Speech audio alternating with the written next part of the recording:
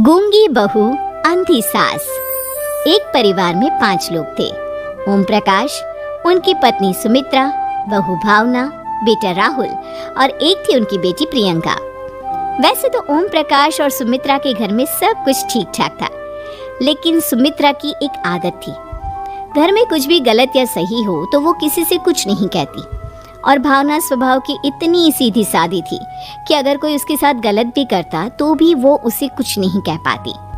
इसी के चलते प्रियंका और राहुल घर में मनमानी चलाते रहते, क्योंकि घर को संभालने वाली औरतें इस तरह से रहती थी जैसे वो गूंगी और अंधी हो।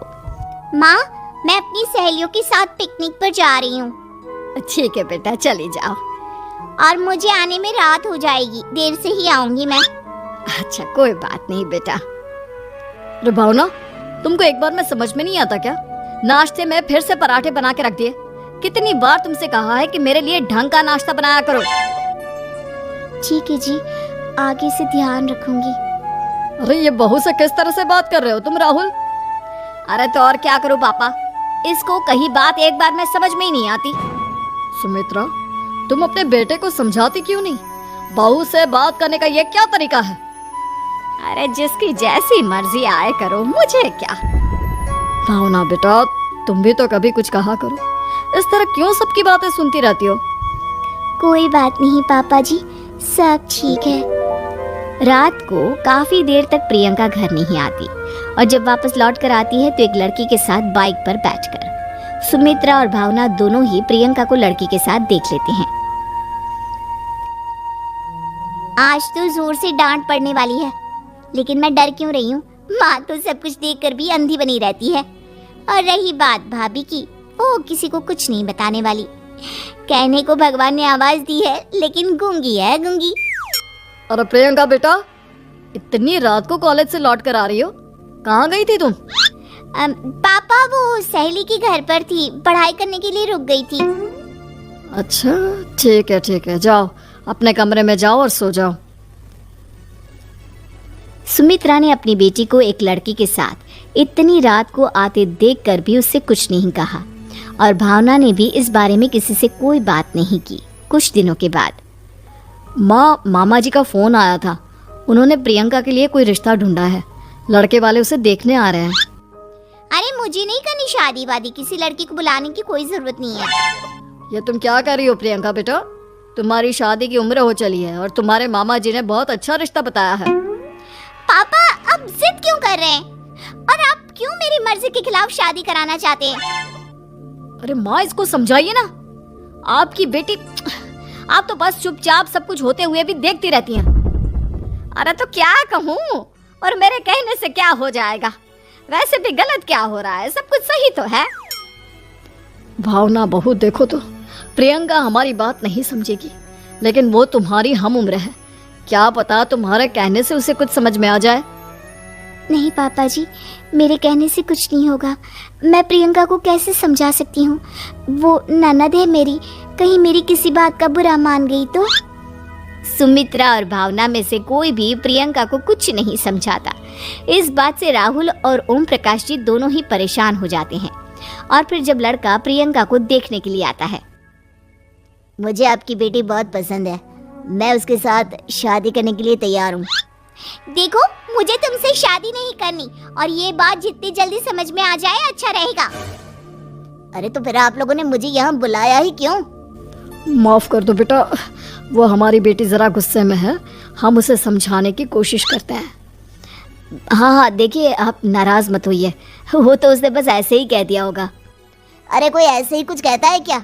और ये आपकी पत्नी और माँ, ये दोनों इस तरह चुपचाप क्यों बैठे हैं, जैसे इस घर के मेंबर ही ना हो?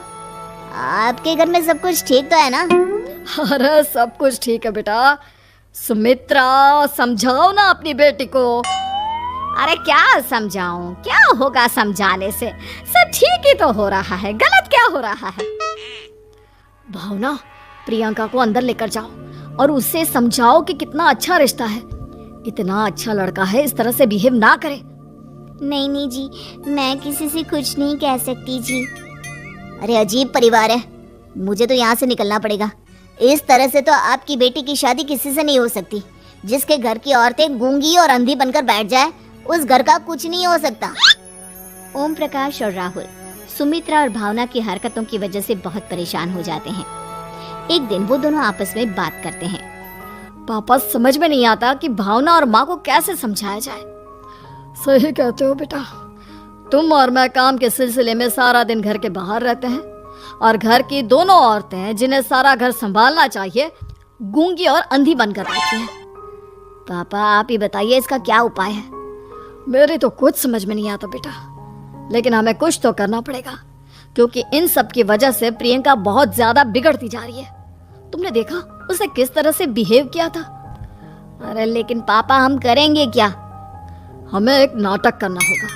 कुछ दिनों के लिए हम भी गूंगे और बहरे बन जाते हैं, उसके बाद इन दोनों औरतों को अकल आएगी।